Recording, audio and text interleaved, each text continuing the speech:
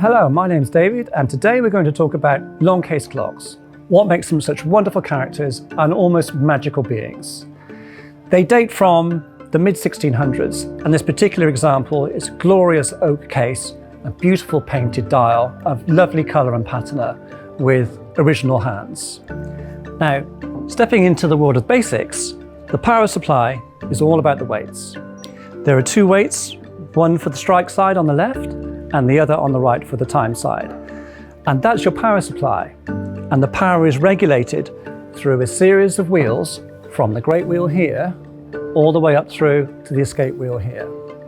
And in this particular clock, you have an original set of 4 matching brass hands, all period, which complement the clock beautifully. The other thing this clock has is a wonderful strike.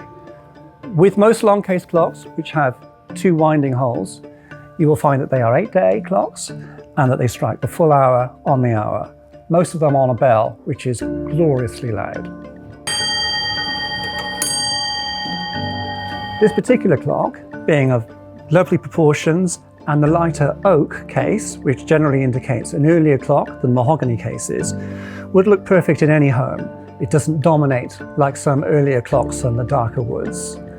With the elegant hood, the very warm dial, and this lovely patina here, it really will be a clock which fits in any house. My name is David, and thank you for taking the time to get to know Clockwise clocks just a little bit better. And I look forward to spending time with you soon.